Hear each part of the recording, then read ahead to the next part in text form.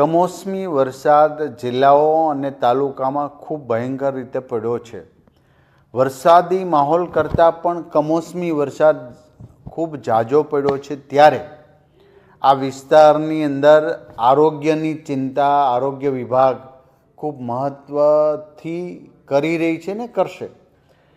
પાણીજન્ય રોગો અને ખાસ કરીને પાણી ભરાયા પછીના મચ્છરજન્ય રોગો વગેરે રોગોના નિયંત્રણ માટે તમામ પીએચસી સીએચસી સેન્ટર અને હોસ્પિટલની અંદર પૂરતી વ્યવસ્થા કરી દેવામાં આવી છે.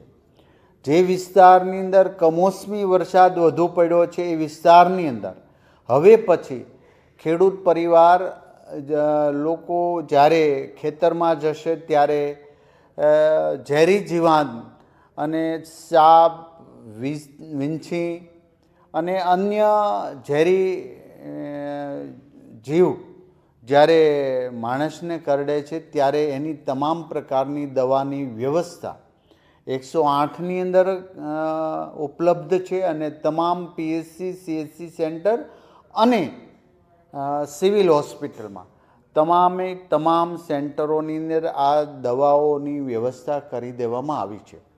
સાથે સાથે એક વિનંતી એ છે કે આવા ઝેરી સાપ વગેરે કંઈ કરડે તો અંધશ્રદ્ધા કે દોરો બાંધો કે કોઈ ભૂવા બરાડી પાસેથી જઈ અને ઝેર ઉતારવા વગેરેનો પ્રયાસ કરીને અંતે ઘરના મોભીનું મૃત્યુ થતું હોય છે.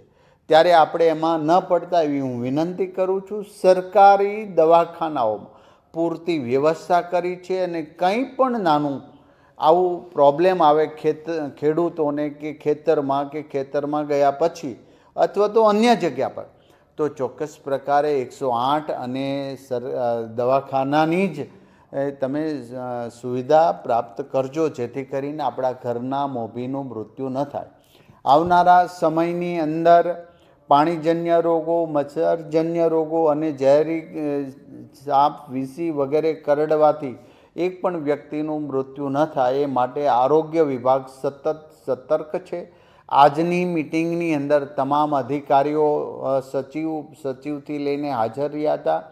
ગુજરાતની તમામ આરોગ્ય સેવા સંભાળતી સરકારી સંસ્થાઓને પણ આજે સૂચના આપી દેવામાં આવી છે. એક પણ સેન્ટરની અંદર કોઈ પણ પ્રકારની દવા ઘટતી નથી અને ઘટે નહીં અને અગાઉથી પુરવઠો પ્રાપ્ત થઈ રહે હેતુથી આજની મિટિંગ અમે સંપન્ન કરવામાં આવી છે. આપણે આશા રાખી કે કોઈને કશું જ ન થાય, પણ થાય તો સરકારી તંત્ર પૂર્ણ રીતે સજ્જ છે.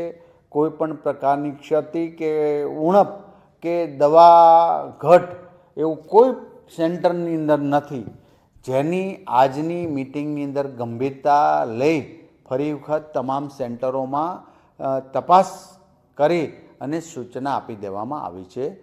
અસ્તુ.